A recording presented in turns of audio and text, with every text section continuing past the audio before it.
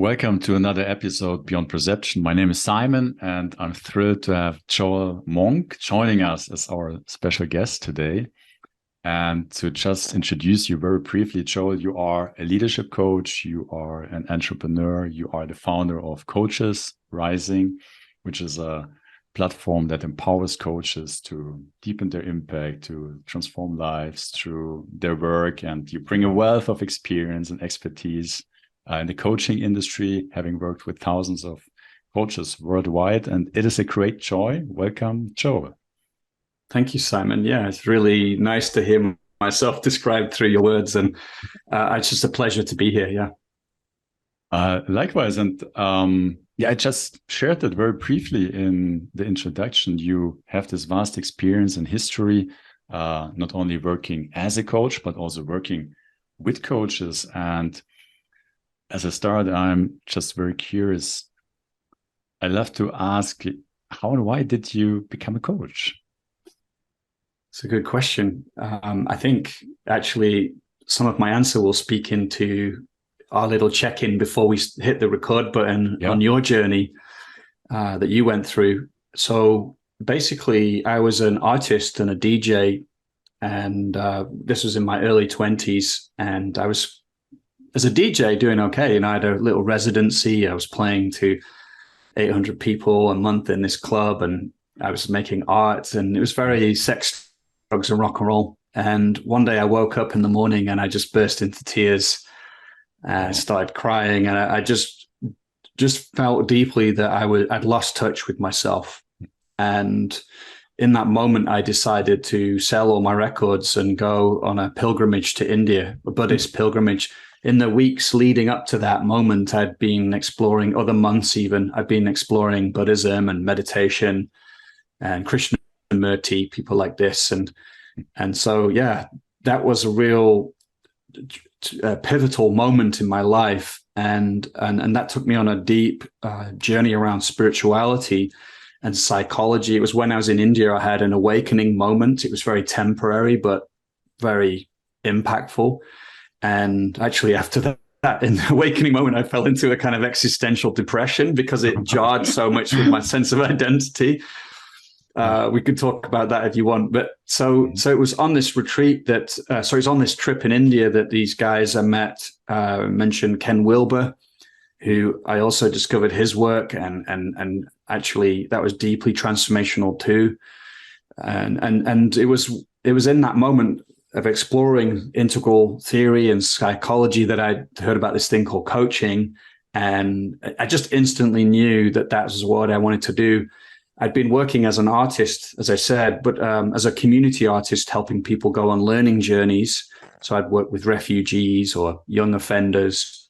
And what I realized was, I was an okay artist, but I was better at helping people create things. That's what I was good at. These people would come into the room and they would be like, I'm not an artist. I can't make anything. And then I would be able to get them to learn about themselves through creating things. And so coaching just seemed to hit that sweet spot of I love spirituality, psychology, and helping people, supporting people to grow and become more of who they are. And that was it. That was 15 years ago or something like that. Yeah. Wow. And I mean, you also already kind of described a little bit what you do with the people you're coaching or working with.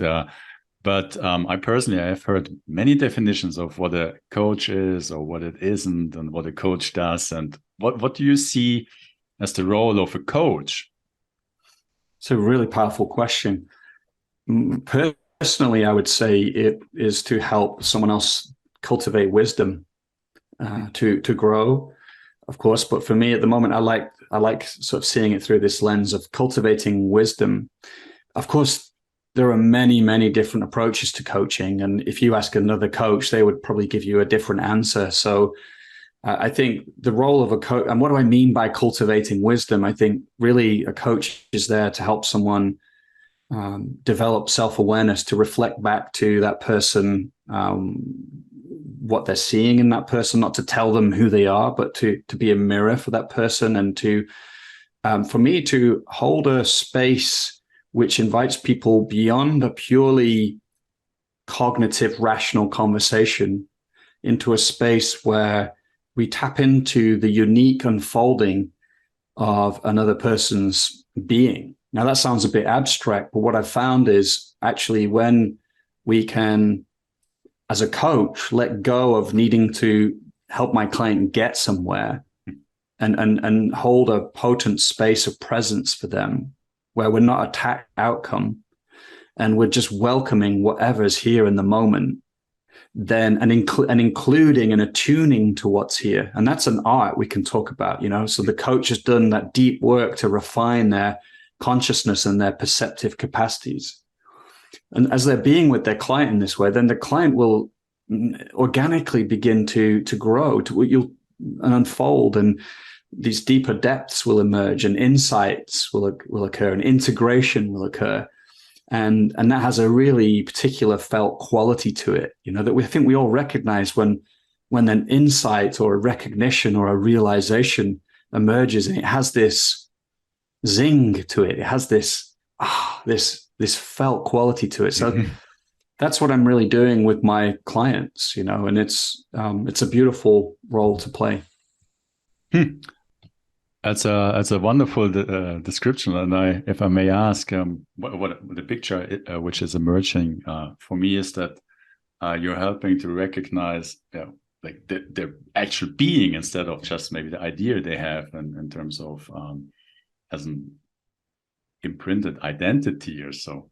And that's funnily enough, that's also how I found you, because I think I shared it with you. I had Sean Prendergast as a guest on this podcast, and from what I know, he's also working with you, or part of the faculty for a training or workshop, which is training in presence, and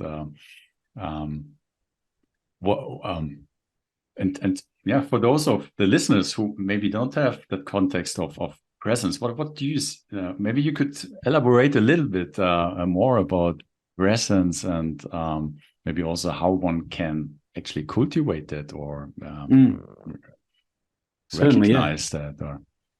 And I really want to, so beautiful you mentioned John. I just actually met John face to face for the first time about 10 days ago in California, and he's a spiritual mentor of mine too. So he's a beautiful man. And I think presence is just one of these capacities that for me has been so potent in deepening my coaching. And I think in the age of AI, when now they're talking about how much will an AI coach be able to do coaching with people, and actually how much will it be better than other coaches at doing a bunch of stuff we already do. And so I think presence starts to become one of the differentiating factors in doing depth work. And so that's why we created that program for coaches around the power of presence. And presence is an interesting one. So what is that? So, often people talk about it as being something we can cultivate. And I think there's a truth to that. We can develop presence, we can cultivate presence. And it's also true, it's something we are, and I think, you mentioned Ramana Maharshi in our check-in, I think. And so, teachers like him and teachers like John are pointing to that. I think it's a deeper truth, but that's not to denigrate that it's also potent to cultivate presence through practices like meditation and mindfulness. But presence is really something we are. And so in a way, I like to think of it as a kind of almost like an emergent property that can emerge. It's got a felt quality to it that emerges as we begin to do our own deeper work, and whatever vehicle we use for that. As we begin to become more emotionally aware and psychologically aware and energetically aware, and we do practices like meditation, it can all have this kind of integrating, harmonizing, cohering effect on who we are. And then presence begins to emerge as a quality out of that.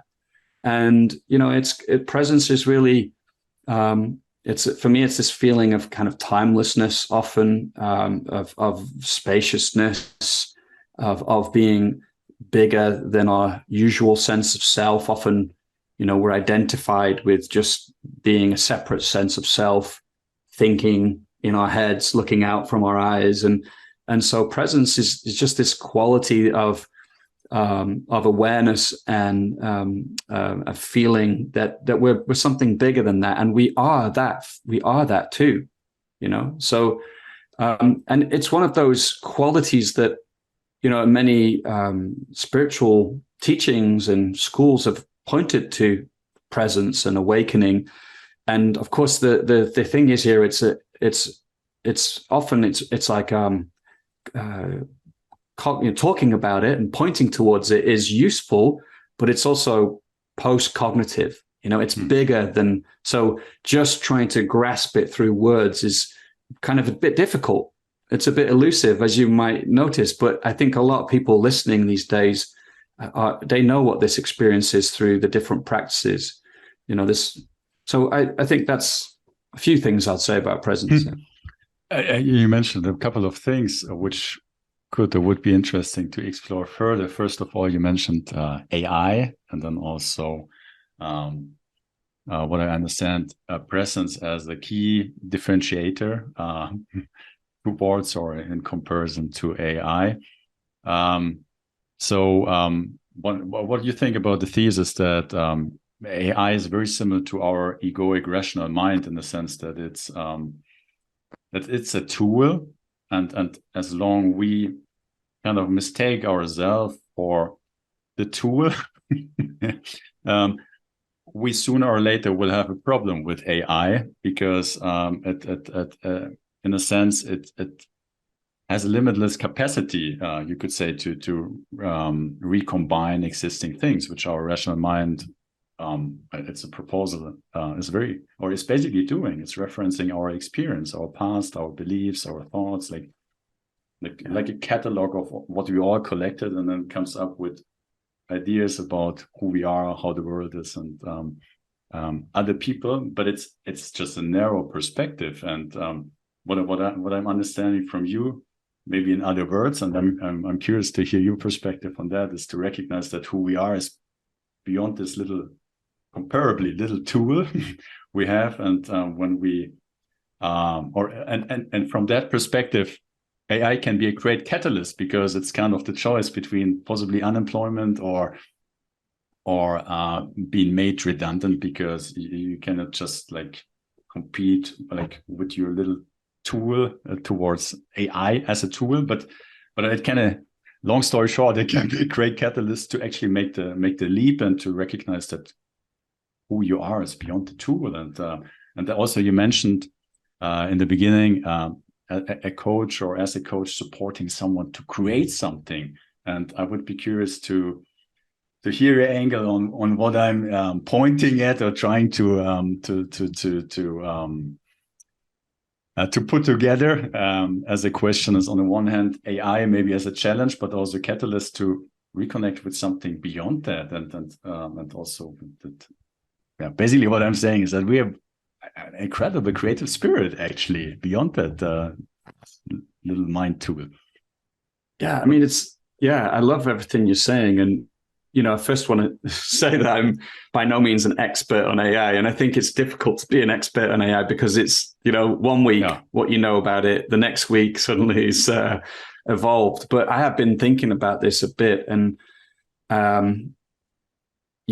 so I do think that this is why I said about the differentiating factor, because I do think that there's going to be still a place for human to human contact, and that as a human being, we're transmitting something. And especially if we've been doing deeper work, integrative work, then all that work, like as I was saying, coheres and is an emergent property, is like we can feel that in somebody when we meet them. So, will AI be able to do that? I don't think, at least not soon, and maybe we have to look at our own, at least I've owned my own judgments and bias that, there'll never be silicon-based life form, but maybe there will be, and maybe silicon-based intelligence will become embodied and transmit something. So, but I think at the moment, the way I see it is, yeah, like what you're saying is that it's a very particular type of intelligence, isn't it? And it's very, it's looking backwards, isn't it, over all the knowledge that we've created. And therefore, it's likely to kind of reinforce particular paradigms and deep beliefs that have been encoded into AI. So, this is a bigger question that we get into, but I think we are, some people talk about in a time between worlds, and there's like the worldview of modernity and some of the world, the deep beliefs and perceptions of modernity, for all the gifts it's brought us, we're beginning to really question those. But how many of those beliefs are being baked into AI and the way that it operates? So I think we have to be very cautious, and that's one reason why we have to be cautious, other than the fact that it's going to be pretty soon out of our control to in how it evolves itself. So, but of course, we're embodied. This is another thing in this worldview that's emerging. If you look at it through neuroscience, they talk about the embodied self, enacted, embodied within the world.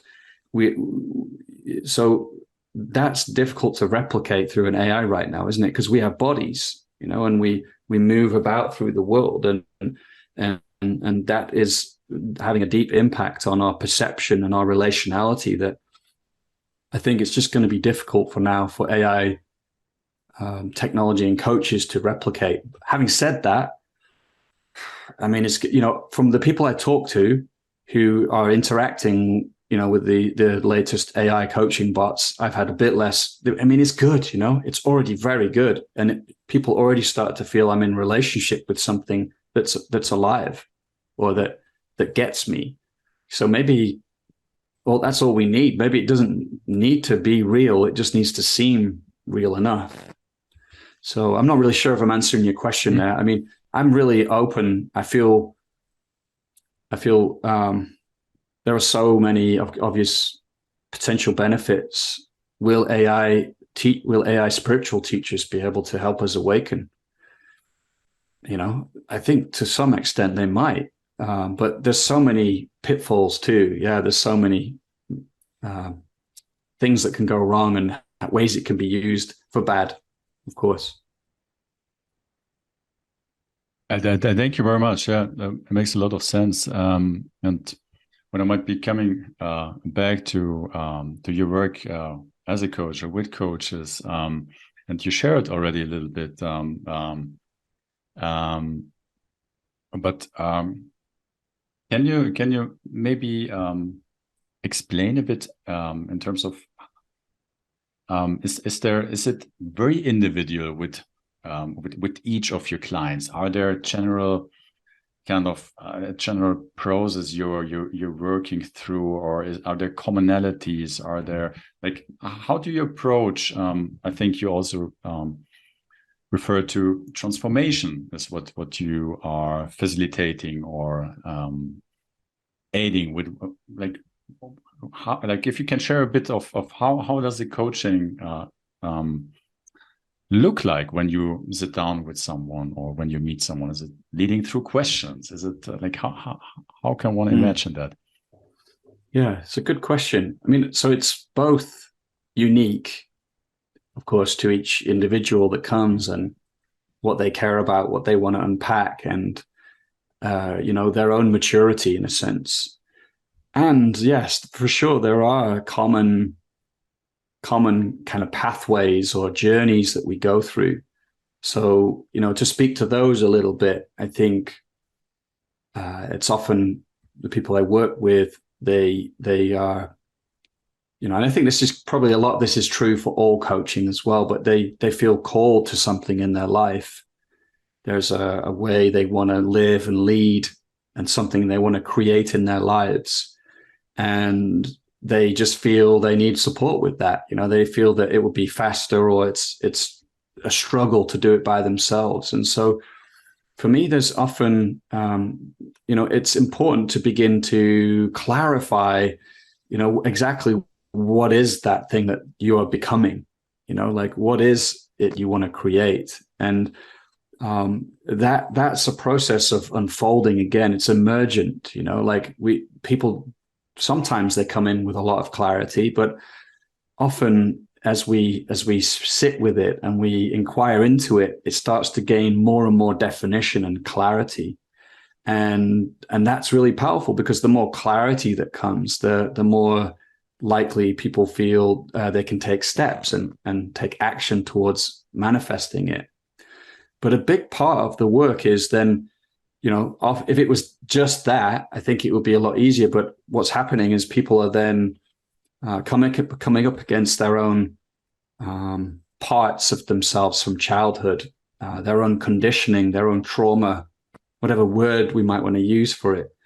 What is it inside of them that's getting in the way of them having that thing? And actually, I should be cautious here, because if one of my clients said that, oh, this thing inside of me is getting in the way, I would be like, oh, wait a minute, let's slow down, because there's what I always say to people is, no, there's a deep intelligence inside of these parts of us that formed when we were in childhood, to protect ourselves, to keep us in connection with our caregivers and our friends and our community. And so the work is always about beginning to bring awareness to these parts of us that maybe feel afraid or conflicted about this goal, this thing that's emerging they want to create. And then beginning to, as I described earlier in our conversation, hold space for those parts of us, to begin to meet them and meet them in a way where they feel seen and loved. And they, from there, can begin to integrate and relax and kind of put down their role that they've been playing. They can relax. And so, to talk about presence again, this is another important move that I'm so often making with clients, is that they will be kind of identified with two different parts inside of them. One part that really wants something, but maybe wants it because they feel like when they get it, they'll no longer feel deficient, or unworthy. And then another part that feels critical of them because they don't have that thing. And these parts are in conflict with each other. They polarize. And so, and the client is kind of like, and this is what I see so much in personal development. And I see it in my own path, my own spiritual path in the early years. So for people listening, this kind of shortcut my path so quickly. Once I started to realize that even my spiritual kind of longings, the longing came from a really great place, but often it was covered over by parts of me that felt like I wasn't good enough as I was. And therefore I needed to meditate and awaken. And when I've done that, then I'll be okay. So these parts they're driving the car, they're running the process. And we can begin to, through our own inquiry or the help of a coach, begin to recognize them and disidentify from them, and begin to notice like, oh, I'm not just these parts. I can be aware of these parts. And that's, again, presence is coming. Presence is aware of these parts. And then we can bring a loving curiosity. Presence can give these parts the kind of attention that they weren't able to receive from our caregivers when we were younger. And we can say to these parts, hey, like, I see you and I get you. And I actually, often we feel love and appreciation for these parts. And as we share that, these parts begin to soften, and it's a really beautiful process. So as people do that work, as they clarify what am I becoming, what's calling me, and then what's that bringing up in terms of what I need to meet inside of myself, then there's a transformation that can begin to occur, and people can begin to then embody that new life they are wanting to create. They allow themselves to have it. They land firmly inside of them. I am this thing. I'm allowed to be it. I can be it. And that's very potent.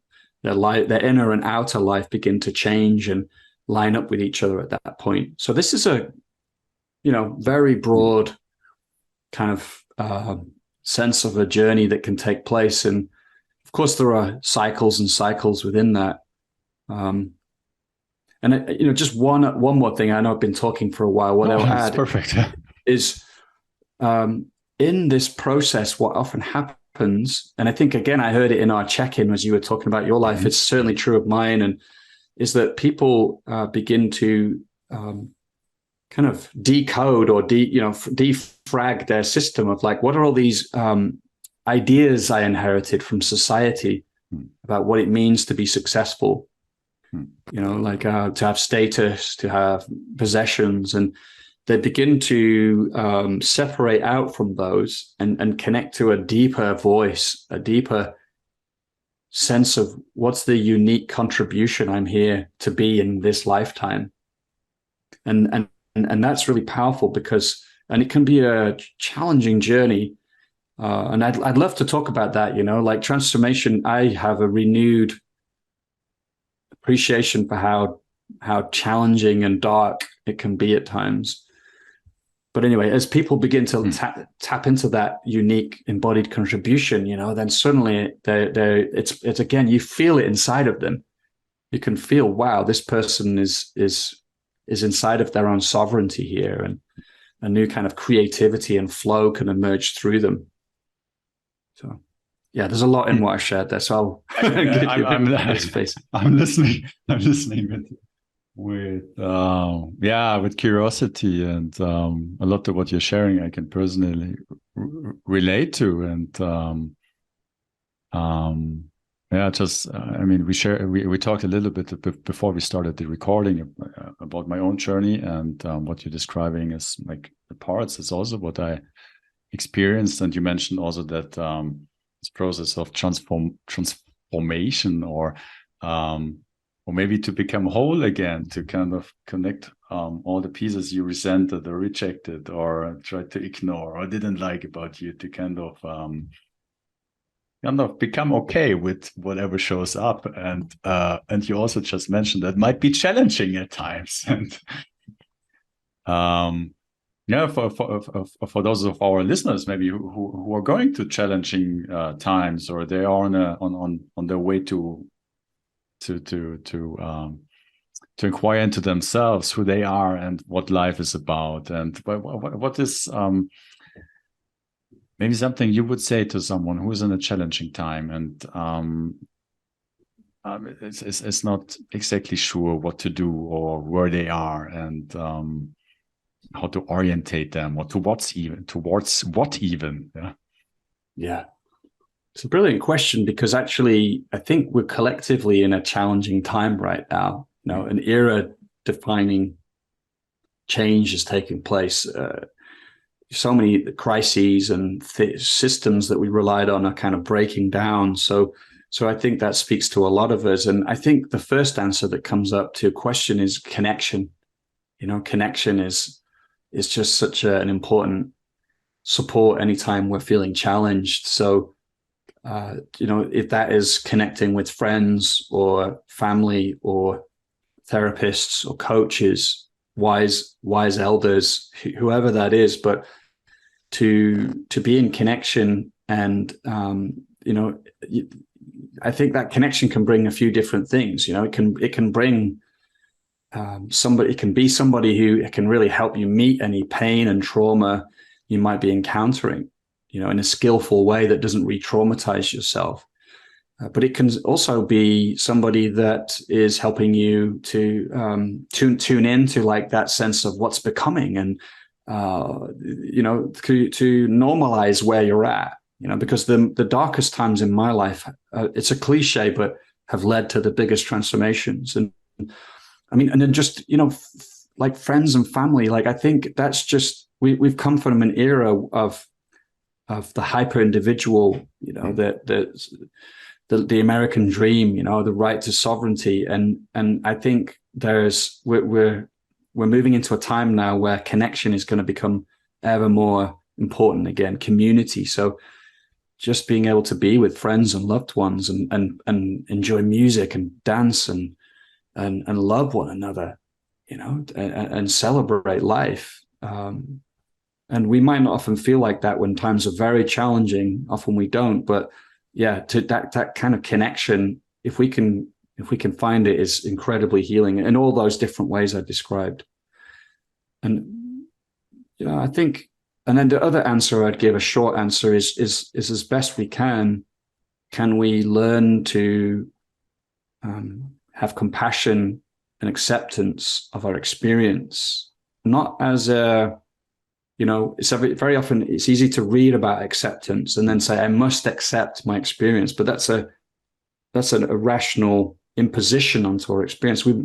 But can we hold our experience in a way we accept even our unacceptance or non-acceptance of our experience? Oh, actually what's here right now is I just feel really afraid, I'm anxious, and I don't want to, I don't like that, and then it's like, oh, could I just accept myself in that sense, that's the way I am, and we drop any change agenda. I think that's really, and then suddenly it's like, oh, okay, yeah, I'm afraid and I don't like it and I don't want to be afraid and I wish I felt different. I can include all of that right now. So, and it's not an idea, it's a felt sense of it. Yeah. Which kind of connects back to what you shared initially about presence. When there's no intention to achieve something or to go somewhere, presence occurs. That's kind of what I summarize from what you, or can occur, or recognized, or however you want to look at it. And from my own experience, I know how challenging that can be at times. When you go through like a heavy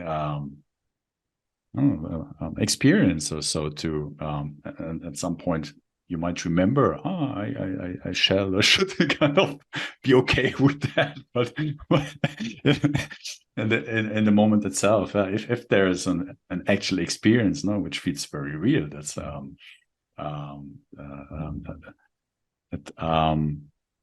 it might also imply or require that you somehow develop some comfort with not knowing how that turns out. Or what would you say about that proposal? I mean, it's yes.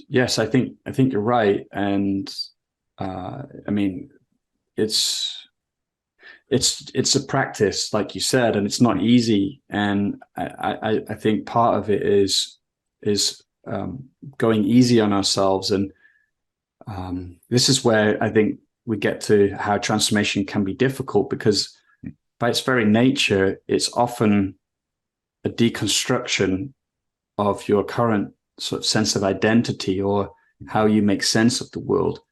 And so you enter into a place where you might feel more lost or confused or uncertain. You feel that uncertainty. And again, collectively right now, I think we're in times of greater uncertainty. So probably everybody listening can recognize this. And so it's not easy. It's the first thing to recognize, because I think we can often say, we should develop our capacity to be in uncertainty, and it can sound kind of even sexy or something, Mm-hmm. And there is an aliveness and a sexiness to it, in that sense. There's, because it's where life comes in, it's fresh. But that phase where things are breaking down and deconstructing, it's hard.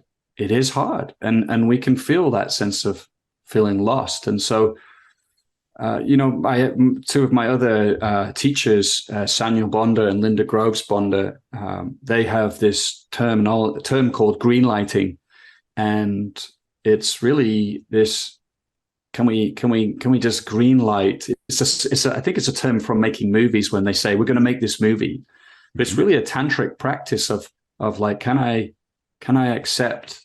Can I allow this experience that's happening right now? And just to share a little bit more, they work as spiritual teachers, and what I like about them is they helped me to begin to see all the beliefs that I held about what it was to awaken, and how that a lot of the beliefs I held were around something around the sense of like, oh, if I mature and grow and awaken, I won't feel fear anymore. I won't feel anxiety. I won't get angry, because we read all these descriptions of awakened people in books, and it gives this, I think, false sense of awakening.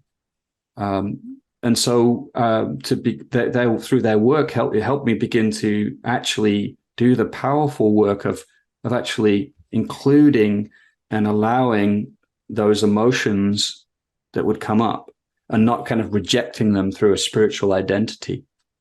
And as I did so, a lot of energy is released, because suddenly I'm not compartmentalizing my experience like, oh, this isn't spiritual, this is spiritual, and it's you're setting up an identity within which you have to live into. And so this practice of greenlighting for me is incredibly potent and deep, but also just very human, because it can just say like, yeah, I'm feeling really angry right now, and I can allow that. I'm not going to reject that I feel angry. So,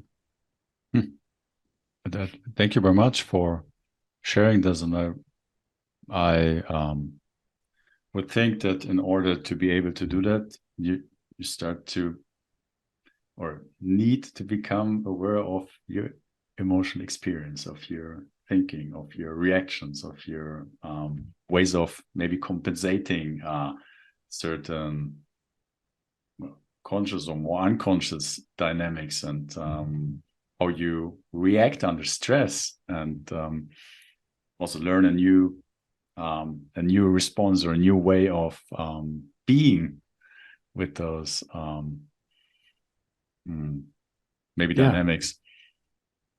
Well, I think that comes back to presence again. It's that even if we don't use that word, if we do it, whatever kind of practices we're involved in, they do over time build the structure for whatever we want to call it, like a new way of being, or if we're on a spiritual path, awakening, to begin to land more. So that integration is taking place through our practices. We become more and more aware and more conscious of what's unfolding, and then we become kind of more stable. Less and less experiences do create reactivity and stress inside of us. Yeah. And I know that you've been coaching executives, entrepreneurs, basically people who are leading organizations and other people. And it would be interesting to hear your thought about leadership, or what leadership means to you, or what is the kind of leadership you live by, or you vision. Yeah. It's a great question. I think one thing that I really think leaders are going to get a lot of purchase or bang for their buck from is what we've been talking about. It's like presence as a metacompetency. This ability to be with our experience in the way we've been describing, where it unfolds, where we drop the change agenda as a metacompetency. I actually don't like these days the idea of defining leadership through a set of competencies, like authentic, purpose-driven, because I feel that that can often become kind of too static and simplistic. I actually think we're in a time now, and this goes back to the worldviews. We're moving out of this Descartesian worldview of like reducing, reality down to parts that we can understand and unpack, but it becomes mechanistic. Mm-hmm. And I think we're in a more process or kind of paradigm, process-oriented paradigm, where we recognize that we are relationality. We are relationality. We are made of relationships on a fundamental level. And so therefore in leadership, to begin to see that as a leader, the follower is equally important, and our shared sense of purpose is also equally as important.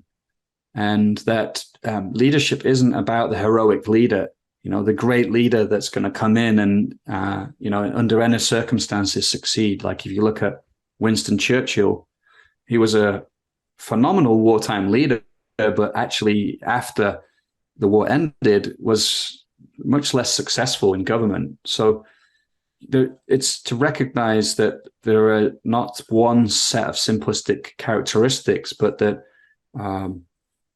that we can actually develop more of a relational intelligence and mastery. Like, what is it to be in connection with you right now? What is that like? What's the quality of that like? What is it to be in the systems that I'm in right now, the organization and the society, and how, if almost like if we see it the opposite way around, Simon, whereas it's like not like I come first, but it's like the system comes first, the purpose comes first, the organization or the family comes first, and that creates me in the moment.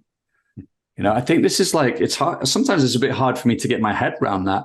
And I'm an individual, so I'm kind of playing with it, overemphasizing a little bit. But so this is how I'm thinking about leadership more these days is, and therefore, the inner work is still important. My own reactivity, my own unintegratedness is still important work. But it's like I less see myself as this heroic leader. So. But that metacompetency of presence and unfolding is something I do think is, it's just, you get so much purchase for that. Thank you very much. Also resonates very much. And I'm reminded of a trip to the Amazon. We went in February to spend 10 days with 2 indigenous tribes. And it was amazing. Kind of an adaptation, welcoming as family to spend time with them. And it was one of the things I also reflected upon, their way of leadership. And it was very different to the type of leadership I have experience with or been part of or been suffering from. I don't know what's the best suffering from is a good way to put it. Yeah. Best way to describe it. Yeah. And the Western ideal of leadership, or as far as my experience, is a hierarchy. One is better than the others. It implies one knows better than the others. We are not all equal in that sense. And one is, or a couple of people are taking decisions on behalf of everyone. And it was a very interesting experience there. It was a cohesion. It was a synergy of everybody. And it was not just a cognitive idea, but there was a sensual experience of that, and everybody from young to the oldest was included. And like, of course, there was an official leader, but they were so gentle, yeah. So like serving really, yeah. And there was a real experience to what I kind of had as an idea or so, maybe, but there it was.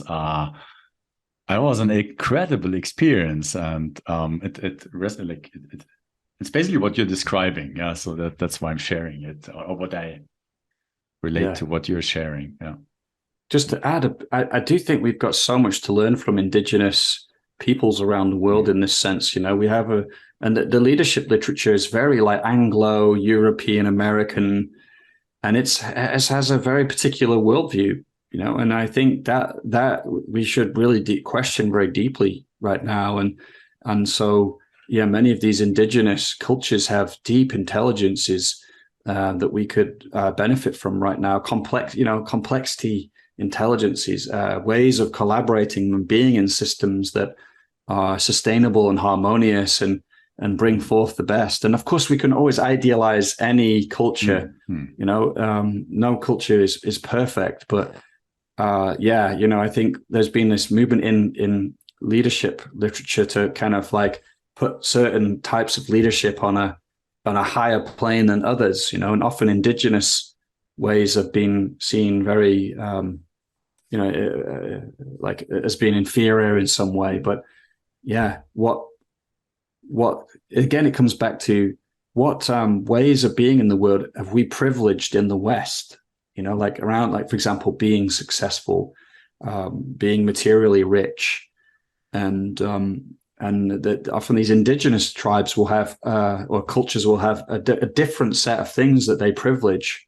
And I think often where we might find greater levels of well-being. So again, yeah, I find it very interesting, the times we live in. And in that specific case, it was also interesting, and that's also what you referred to. It's kind of putting your identity aside and serving the bigger picture, and that's also what we experienced there. They had a vision, but not just for their nation or their region, but it was a vision for the whole planet. Yeah, so they kind of they had a vision which incorporated everybody, no, like you and me and everybody. Yeah. So it was not just, let's do the best for me or our tribe, but it was, and that was not just a fancy marketing slogan. Oh yeah, we do something for everybody, but like you could sense it. Yeah, it was so open, so connected. Was incredible experience, and it also opened up to an experience where you recognize like there's a thing which relates, which connects us all. No, like we are not separate. Actually, it's just a perception. Yeah, that was it's very powerful. Yeah, very powerful. I can feel it as you describe it. Like care for the whole world, concern for the whole world. And it's not just rational, but there's a feeling quality to it, and it shows up in how we are together and how I perceive myself to be, in relationship to this desire to serve the world and this community and live. I imagine they were just deeply in tune with their environment as well, their connection to the land and stuff. So, yes, and the interesting, or it's maybe not describing it adequately, is that they're facing the destruction of their habitat. No, so they are like where we went, it was still pretty much intact. They had contact with they were very aware of what our civilization is basically also doing to the rainforest. So they were not ignorant of that dynamic, and they also kind of knew from where we are coming, no, from what kind of mindset and culture and understanding. But even though they kept an openness, no, that they saw through our ideas, like through to who we really are, not connected, and that was a very profound experience, and and many tears during these days. It was an incredible experience. But also, I wanted to ask, because you said before, it's kind of in a sense, it's without an intention to change or leadership,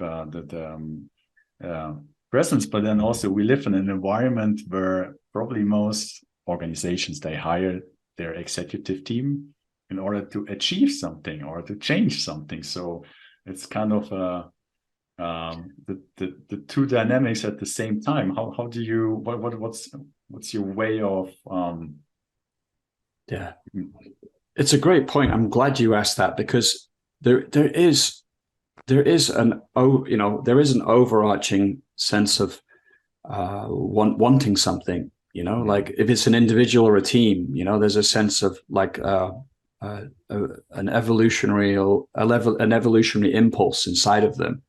There's growth wanting to take place. So it's not to say change is a bad thing, or to want to have a goal or to want to change is a bad thing, but that often the way we go about that doesn't work very well. We have a change agenda for ourselves, and we kind of get caught in that game I described earlier of like part of us doesn't like another part of us, so it's judging and it's being critical, and that's driving our personal development agendas. That's happened to me for years. Like, oh, if I can just become more present, even then that's where I should be. Being more present is where I should be, and then I'll be okay, and then I won't feel this fear that I'm feeling, and I won't feel this lack of confidence that I'm feeling. And so that's the dropping that part of it is and it's really an attitude in the moment as well. I think that's the important thing I want to underline here, is that it's not that in the moment I'm saying, and we're with clients, we're trying to get somewhere, like, okay, so you're feeling fear right now, Simon. Well, let's get past that fear to the right place, to where you feel good. That's where we should be. So we're going to do this process. It's more an attitude of saying, okay, you're feeling afraid. Okay, so let's just include that in our experience. So there's some fear here. And is it okay for it to be here right now?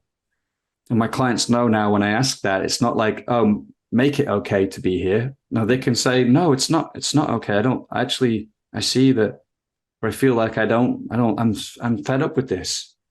And we go, oh, okay, right. So that's here too. Let's include that.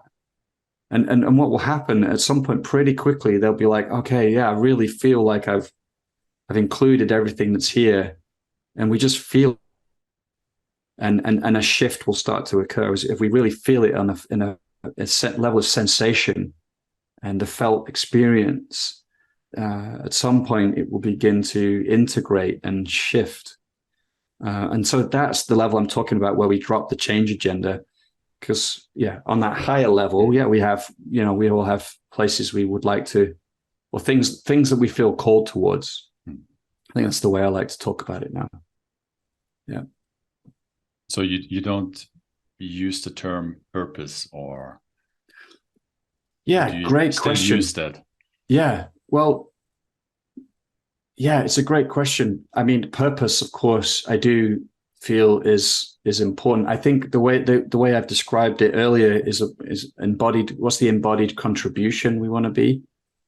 What's the service we want to be? How do we want to serve in this lifetime? Purpose still works for me, actually. Purpose still works for me as a word, but the thing about purpose is it can easily, again, become a dualistic thing where, I have to get to that place where my purpose is. And, it's like a pot of gold somewhere at the end of a rainbow. And, if we do the right things, we'll get to it, and then I'll be okay. Then I'll know my purpose. But no, it's that sense of purpose, that sense of calling is always here right now. Even if we feel disconnected from it, if we can feel that sense of disconnection, we might notice, there's a longing inside of it. I feel disconnected and I feel frustrated, but I feel a longing too. And then we go, let's include that. And then again, it begins to unfold from there. So I think that's the danger, maybe more with the word purpose, because it's such a common word, is that it becomes this dualistic thing. Embodied contribution for me feels more like, it's something I'm being here right now. So, and we could have a whole other conversation about, purpose and the red thread through my life, this calling to be a container that I've clarified. But that may be for a part two. So I'm just hooking in for a part two now. I'm in. Yeah. So, yeah. No, thank you so much for this distinction, and makes a lot of sense. I've been, at least I'm conscious about that now, but I have been chasing ideas. Yeah, first it was more material ideas, then it became spiritual ideas, until also there was a recognition of that dynamic in itself, kind of keeping me in a perpetuation of suffering and never arriving, which was in a sense ironic and humorous to also see that. Dear Joel, thank you so much for taking the time for this interview, for sharing from your experience, and inspiring us all. And for all those who are listening, I will link your contact details, your webpage with Joy here in the description, so that everybody who's interested can learn more about you, Coaches Rising. Is there something you want to share maybe about also the training or the offering you provide on your platform, or also individual personally? I mean, I would just say to people listening, of course, if you're a coach or a practitioner, if you feel called to check out coachesrising.com, just go there. I have a podcast too, which I really love. And I would just say people can reach out to me at joelmonk@coachesrising.com, joelmonk@coachesrising.com, if they feel inspired to do so as well. I'm always happy to hear from people. So, yeah. Thank you, Simon. Yeah, I really appreciate the quality of your questions as well. You're welcome. It's a great joy. Thank you, Joel. I wish you all the best, and I look forward to a second conversation if it comes into if it comes into place. And then everybody who is tuning in, thank you so much for being with us, being open and curious. Big love, and see you soon.